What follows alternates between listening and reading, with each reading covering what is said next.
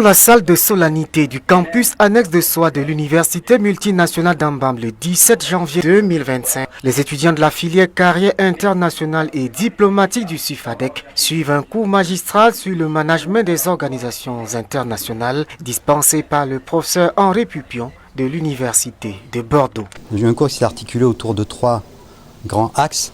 La gouvernance des organisations internationales. Après, j'ai parlé plus spécifiquement du management, donc du management stratégique. Voilà, sachant que la gouvernance est un cadre qui permet ensuite de mieux expliquer ce qu'on entend par management et management stratégique.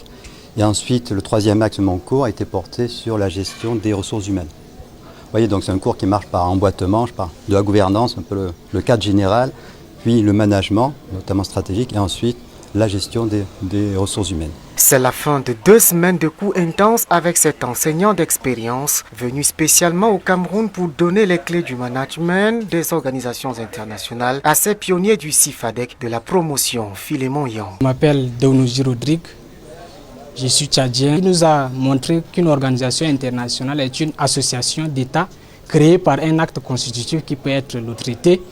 Et donc ces États-là sont réunis autour des intérêts et des objectifs à atteindre. Je suis Massa Bengouloura Yvonne, je suis camerounaise. Ce que j'ai retenu, c'est que quand on arrive dans une organisation internationale, il faut s'y conformer.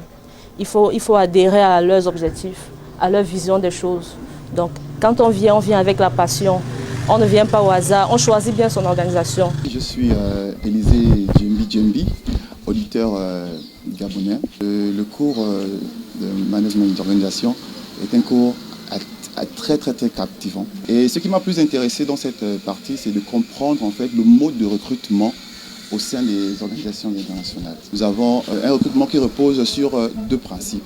Le principe de représentativité des États. Déjà, comme vous le constatez, nous sommes tous ici et tout le monde peut avoir une place sous le soleil dans les organisations internationales.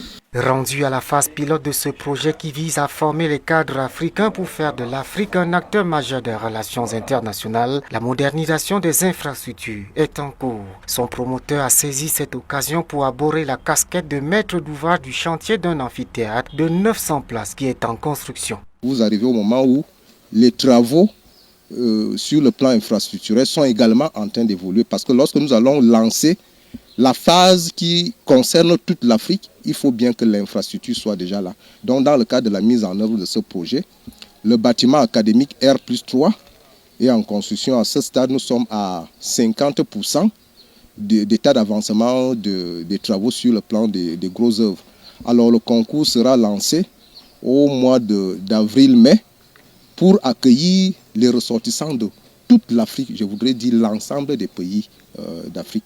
Après la phase pilote et avec cette extension, le campus annexe de Soie sera prêt pour accueillir les étudiants venus de tous les pays africains pour la 2e phase du projet. Le projet d'appui à la formation et à l'orientation professionnelle des ressortissants d'Afrique centrale vers les organisations internationales, lancé le 22 octobre 2024 au Palais des Congrès de Yaoundé, affiche ainsi ses ambitions et s'étend progressivement pour se positionner véritablement comme une école de référence de formation professionnelle des jeunes Africains en relations internationales.